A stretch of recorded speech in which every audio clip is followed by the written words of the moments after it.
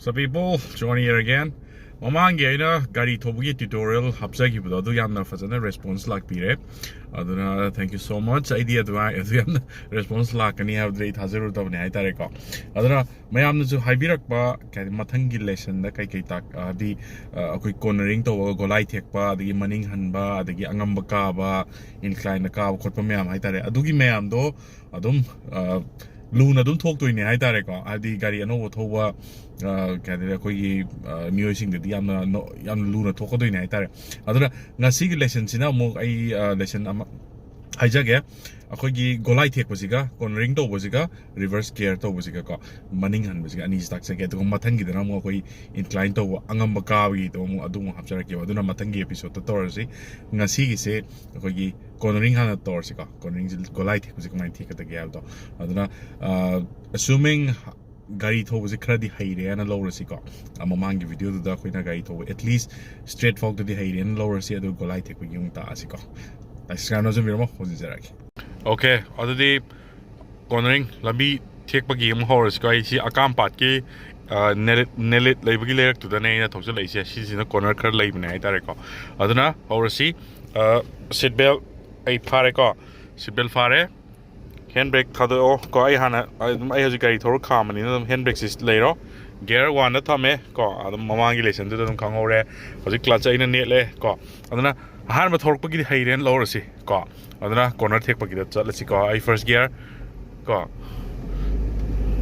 first gear la ado si sida gari di tapna dum thogi si ko abdi gari thoba haida ngai ri bani abdi first gear thoba haida ngai ri bani aduna corner take pa haitri bani ko ado corner se ha mala corner lak pa se han rule da horn han pi da corner take pa de horn dum pi ko Udabani ko, aduna corner se kitang smana, lay big at the car.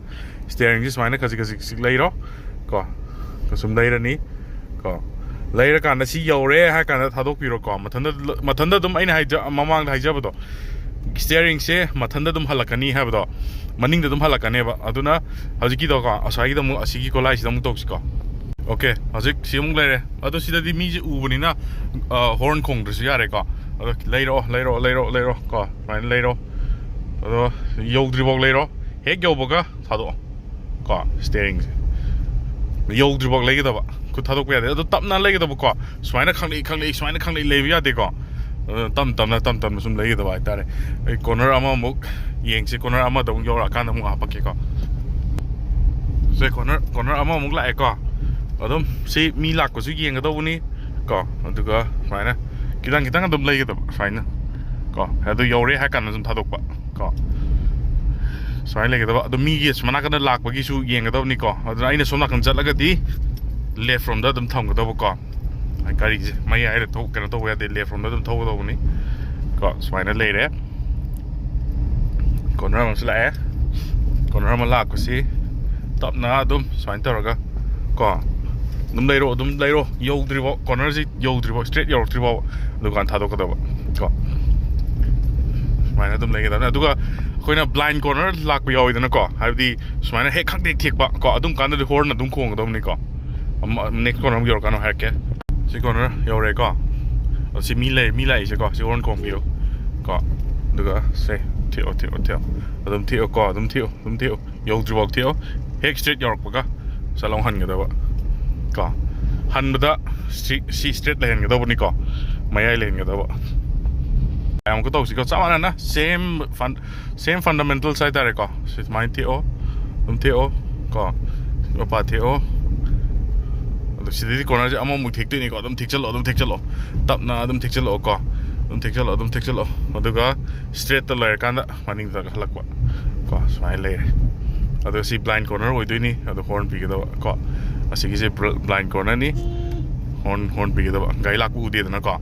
Adugo top thug the car, speech them top thug the car. Second gearbox to them told the corner take with that kind of where they go. The next game, car. Adam Samani, I cannot corner take with them hierarchy. Car. See, get blind corner, ni horn kong car. Horn kong, eh? Take lawyer, eh? Teo, yo straight your triple Teo. ꯀꯣ straight ꯌꯧꯔꯦ ꯀꯣ ꯇꯣ straight ꯌꯧꯔꯀꯥꯟꯗ ꯁꯤꯁꯨ ꯁ꯭ꯇꯤꯌꯔꯤꯡꯁꯦ ꯃꯃꯥꯏ ꯆꯨꯝꯒꯗꯕ ꯑꯁꯤꯁꯨ ꯀꯣ ꯒꯥꯔꯤ ꯂꯥꯛꯑꯝꯃꯒꯗꯤ ꯃꯇꯥꯏꯗ ꯆꯠꯂꯣꯀꯣ ꯁꯣꯝ ꯃꯇꯥꯏꯗ ꯀꯣ ꯁꯦ ꯑꯗꯨꯝ ꯊꯤꯁꯦ ꯁ꯭ꯇꯤꯌꯔꯤꯡꯁꯦ ꯀꯣ ꯑꯗꯣ ꯑꯃꯨꯛꯁꯨ ꯂꯥꯛꯑꯦꯀꯣ ꯁ꯭ꯇꯤꯌꯔꯤꯡꯁꯦ ꯆꯠ ꯂꯥꯎ ꯇꯦꯛꯆꯜꯂꯣ ꯇꯣ ꯃꯤ ꯑꯁꯤ ꯍꯣꯔꯟ ꯂꯥꯛꯏꯁꯦ ꯇꯣ ꯁꯨꯃꯥꯏꯅ ꯇꯧꯔꯒ ꯁ꯭ꯇ꯭ꯔꯦꯠꯇ ꯂꯥꯛꯑꯀꯥꯟꯗ ꯁꯨꯃꯥꯏꯅ ꯂꯥꯛꯀꯣ ꯑꯁꯤꯁꯨ ꯕ꯭ꯂꯥꯏꯟ ꯀꯣꯔꯅꯔꯅꯤ ꯍꯣꯔꯟ ꯈꯣꯡꯉꯣ ꯑꯗꯨꯒ ꯇꯞꯅ ꯊꯦꯛꯑꯣ ꯀꯣ ꯁ꯭ꯇ꯭ꯔꯦꯠ ꯌꯧꯔꯦ ꯍꯥꯏ ꯀꯥꯟꯗ ꯇꯣ ꯁꯨꯃꯥꯏꯅ ꯑꯃꯨꯛ ꯁ꯭ꯇ꯭ꯔꯦꯠ ꯀꯣꯔꯅꯔ ꯍꯦꯛ ꯊꯦꯛꯄꯒꯤ ꯁ꯭ꯇ꯭ꯔꯦꯠ ꯃꯄꯥ ꯌꯧꯔꯀꯥꯟꯗ ꯑꯩ ꯁ꯭ꯇꯤꯌꯔꯤꯡꯁꯦ ꯃꯃꯥꯏ ꯆꯨꯝꯒꯗꯕꯀꯣ ꯁꯨꯃꯥꯏꯅ ꯂꯩ ꯅꯨꯡꯁꯥꯁꯦ ꯁꯣꯝꯗꯩ ꯐꯨꯖꯜꯂꯛꯑꯦ ꯑꯗꯨꯅꯅꯦ ꯃꯝꯃꯒ ꯇꯥꯔꯤꯁꯦꯀꯣ ꯁꯣꯝ ꯅꯥꯀꯟꯒꯤ ꯀꯣꯔꯅꯔꯁꯦ ꯑꯃꯨꯛ ꯊꯦꯛꯁꯤꯀꯣ ꯍꯣꯔꯟ ꯈꯣꯡꯉꯣ ꯊꯦꯛꯑꯣ ꯀꯣ ꯑꯃꯨꯛ ꯍꯜꯂꯛꯄ ꯁꯨꯃꯥꯏꯅ ꯑꯗꯨꯝ ꯍꯜꯂꯛꯄ ꯀꯣ ꯁꯨꯃꯥꯏꯅ ꯑꯗꯨꯝ ꯇꯧꯕ ꯑꯗꯣ ꯁꯤꯅꯤ ꯀꯩꯁꯨ ꯂꯨꯗꯕꯅꯤ ꯄ꯭ꯔꯦꯛꯇꯤꯁ ꯇꯧꯕꯗꯤ ꯑꯗꯨꯝ ꯈꯔ ꯆꯪꯒꯅꯤ ꯀꯩꯒꯤꯅꯣ ꯍꯥꯏꯔꯒꯗꯤ ꯒꯥꯔꯤꯁꯤꯗꯤ ꯑꯗꯨꯝ ꯊꯧꯕꯗ ꯀꯣ ꯈꯨꯂꯣꯏꯗꯕ ꯍꯥꯏꯕ ꯑꯃ ꯑꯗꯨꯝ ꯂꯥꯛꯀꯅꯤꯀꯣ ꯀꯩꯒꯤꯅꯣꯗꯤ ꯉꯁꯥꯏꯒꯤ ꯇꯣꯏꯅ ꯊꯧꯗ꯭ꯔꯒꯗꯤ ꯑꯗꯨꯝ ꯀꯥꯎꯕꯅꯦꯕ ꯑꯩꯅ ꯉꯁꯤ ꯇꯥꯛꯏꯁꯦ ꯅꯣꯡꯉꯥꯜꯂꯒ ꯅꯨꯃꯤꯠ 4-5 ꯍꯩꯇ꯭ꯔꯤꯐꯥꯎ ꯊꯧꯍꯧꯗ꯭ꯔꯒꯗꯤ ꯑꯗꯨꯝ ꯍꯞꯇꯥ ꯑꯃ ꯇꯝꯃꯦꯅ ꯈꯜꯂꯒꯁꯨ ꯀꯩꯅꯣ ꯇꯧꯕ ꯃꯇꯝꯗ ꯑꯩꯈꯣꯏꯒꯤ ꯍꯦꯛ ꯄ꯭ꯔꯦꯛꯇꯤꯁ ꯇꯧꯍꯧꯗꯕꯗ ꯑꯃꯨꯛ ꯀꯥꯎꯔꯒ ꯃꯀꯣꯛꯇꯩ ꯑꯃꯨꯛ ꯆꯞ ꯃꯥꯟꯅ ꯑꯗꯨꯝ ꯍꯧꯗꯣꯏꯅꯦ ꯍꯥꯏꯇꯥꯔꯦꯀꯣ ꯑꯗꯨꯅ ꯀꯣꯔꯅꯔꯤꯡ ꯊꯦꯛꯄꯁꯦ ꯁꯨꯃꯥꯏꯅ ꯑꯗꯨꯝ ꯀꯣ ꯇꯝꯍꯧꯕ ꯍꯥꯏꯇꯥꯔꯦ ꯑꯦꯁꯨꯃꯤꯡ ꯉꯁꯥꯏꯒꯤ ꯒꯥꯔꯤ ꯊꯧꯕ ꯍꯩꯕ ꯁ꯭ꯇ꯭ꯔꯦꯠꯇꯧꯗꯤ ꯍꯩꯔꯦꯅ ꯑꯗꯨꯝ ꯂꯧꯔꯀꯥꯟꯗ ꯍꯥꯏꯇꯥꯔꯦꯀꯣ ꯁꯤꯗ ꯁꯨꯝ ꯂꯥꯛꯑꯦ ꯁꯤꯁꯨ ꯕ꯭ꯂꯥꯏꯟ ꯀꯣꯔꯅꯔꯅꯤ ꯒꯨꯂꯥꯏ ꯊꯦꯛꯑꯣ ꯀꯣ ꯇꯞꯅ ꯌꯥꯝ ꯇꯞꯅ ꯁ꯭ꯄꯤꯠꯇꯣ ꯀꯣ ꯁ꯭ꯄꯤꯠ ꯑꯩꯅ ꯂꯩꯔꯤꯁꯦ ꯑꯝꯇ ꯌꯦꯡꯉꯣ ꯁꯤꯒꯤ ꯁ꯭ꯄꯤꯠꯁꯦ ꯑꯃꯨꯛ 10ꯗ ꯉꯥꯛꯇꯅꯦ ꯑꯩꯅ ꯂꯩꯔꯤꯁꯦꯀꯣ ꯑꯗꯨꯅ ꯀꯟꯅ ꯊꯧꯔꯨꯒꯤꯅꯨ ꯍꯌꯦꯡ ꯍꯩꯔꯀꯥꯟꯗ ꯊꯧꯕ ꯑꯗꯨꯗꯤ ꯃꯈꯜ ꯑꯃꯅꯤ ꯑꯗꯣ ꯍꯧꯖꯤꯛꯀꯤ ꯑꯣꯏꯅꯗꯤ ꯀꯣ ꯇꯞꯅ ꯁꯦꯀꯦꯟ ꯒꯤꯌꯔ ꯊꯝꯃꯒ ꯀ꯭ꯂꯆ ꯐꯥꯔꯒ ꯀꯣ ꯑꯦꯛꯁꯤꯂꯦꯇꯔ ꯈꯤꯇꯪ ꯅꯦꯠꯂꯒ ꯀꯣꯔꯅꯔꯤꯡ ꯇꯧꯒꯗꯧꯕ ꯀꯣ ꯁꯤꯃ ꯌꯥꯔꯦ ꯔꯤꯚꯔꯁ ꯒꯤꯌꯔꯒꯤ ꯑꯃꯨꯛ ꯇꯧꯔꯁꯤꯀꯣ ꯔꯤꯚꯔꯁ ꯒꯤꯌꯔꯒꯤ ꯑꯃꯨꯛ ꯇꯧꯁꯤ ꯔꯤꯚꯔꯁꯀꯤꯗꯤ ꯈꯔ ꯑꯍꯥꯡꯕ ꯖꯒꯥ ꯑꯝꯗꯗꯤ ꯌꯥꯔꯣꯏ ꯂꯩꯔꯛꯇ ꯌꯥꯔꯣꯏꯀꯣ ꯂꯝꯄꯥꯛꯀꯨꯝꯕ ꯆꯠꯂ ꯇꯧꯗꯗꯤ ꯌꯥꯔꯣꯏ ꯑꯗꯣ ꯑꯩ ꯇꯥꯛꯆꯔꯛꯑꯒꯦ ꯑꯗꯨꯒ ꯁꯤꯒꯤ ꯀꯣꯔꯅꯔ ꯊꯦꯛꯄꯁꯦꯀꯣ ꯁꯦꯗꯥꯟꯁꯨ ꯑꯗꯒꯤ SUV ꯑꯗꯒꯤ ꯍꯦꯠꯆꯕꯦꯛ ꯃꯆꯥ ꯒꯥꯔꯤꯁꯦ ꯃꯇꯨꯡꯏꯟꯅ ꯀꯣꯔꯅꯔ ꯊꯦꯛꯄꯁꯤꯁꯨ ꯁꯦꯗꯥꯟꯗꯤ ꯒꯥꯔꯤꯁꯦ ꯁꯥꯡꯉꯤꯗꯅꯀꯣ ꯃꯅꯤꯡ ꯁꯥꯡꯕꯅꯤꯅ ꯉꯁꯥꯏ ꯀꯣꯔꯅꯔ ꯊꯦꯛꯄꯁꯦ ꯀꯣꯔꯅꯔ ꯁꯨꯗꯕ ꯍꯥꯏꯕ ꯑꯃꯁꯨ ꯂꯩꯀꯣ ꯑꯗꯨꯅ ꯑꯩꯅ ꯑꯩꯒꯤ ꯄꯟꯁꯦ ꯑꯩꯈꯣꯏꯒꯤ ꯁ꯭ꯃꯣꯜ ꯑꯩꯈꯣꯏꯒꯤ ꯍꯦꯠꯆꯕꯦꯛꯇꯒꯤ ꯈꯤꯇꯪ ꯆꯥꯎꯕ ꯁꯤꯒꯤꯁꯦꯀꯣ sub 4 ꯃꯤꯇꯔ SUV ꯍꯥꯏꯀꯣ ꯁꯤꯒꯤꯁꯦ ꯑꯗꯣ ꯁꯤꯒꯤ ꯁꯥꯏꯖꯁꯦ ꯊꯦꯛꯄ ꯃꯇꯝꯗ ꯈꯦꯠꯅꯔꯛꯀꯅꯤ ꯉꯁꯥꯏꯒꯤ ꯁꯦꯗꯥꯟꯗꯨꯒ ꯁꯦꯗꯥꯟ ꯑꯃꯨꯛ ꯄꯨꯔꯥ ꯑꯁꯥꯡꯕꯅꯤꯅꯀꯣ ꯑꯗꯨꯅ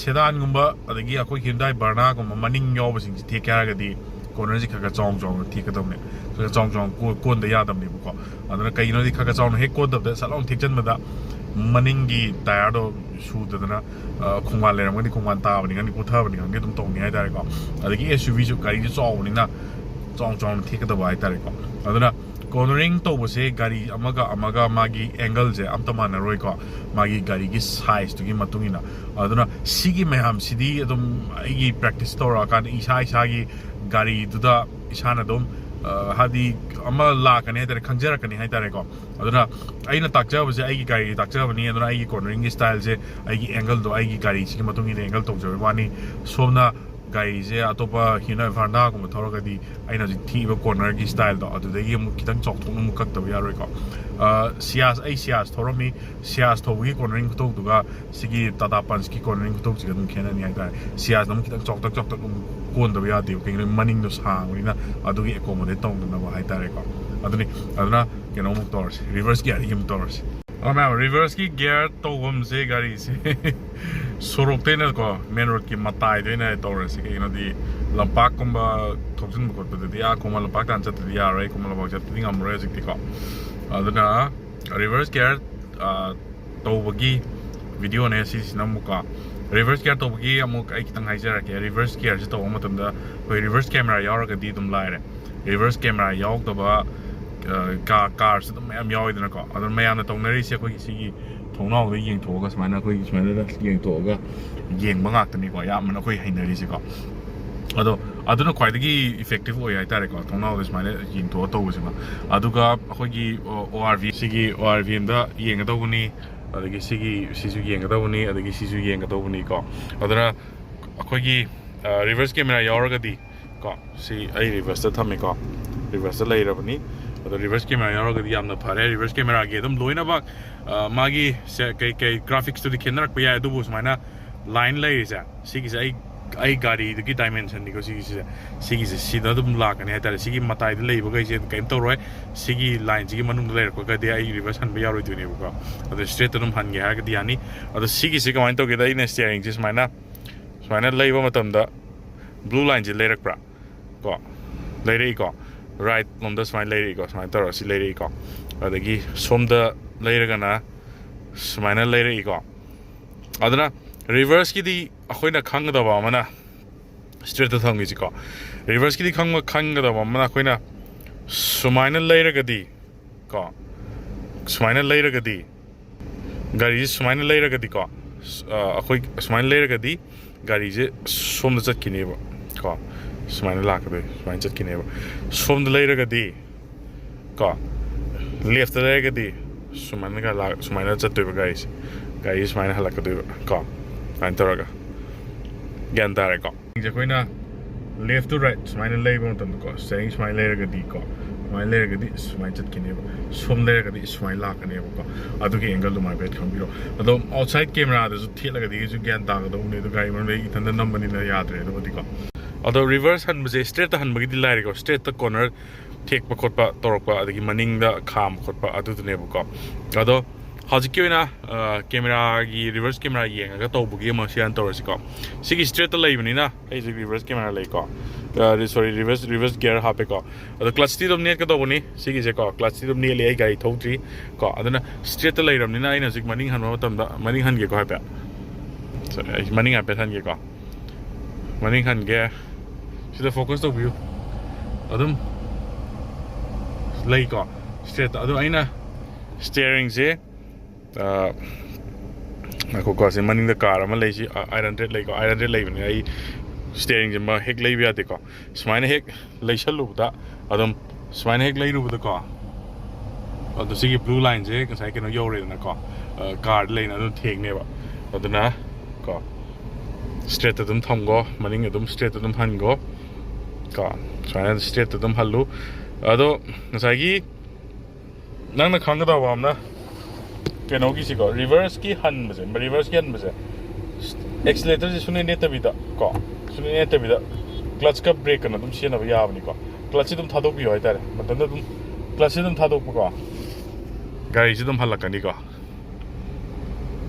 ai accelerator ne te ko haji gari ji maning halli ko kana ai accelerator ne te adam clutch ki dan clutch da sana ba ya ba keno se reverse ki ko ado kitang kan han ge har ga bdi na accelerator net to ba ya roi adubu masai gi keno to bu da di ko gi maning han ge har ga di clutch brake su net to bi accelerator su net to bi ni ko saina dum han ba ya ko ngamung tho che do sai jaga si matek chi da zum lesson ji to dia roi ko jaga lai te ko haji kitna reverse camera di yeng bai wa ne ba reverse camera yauk tra ga di thongong da ko thongong hai da ro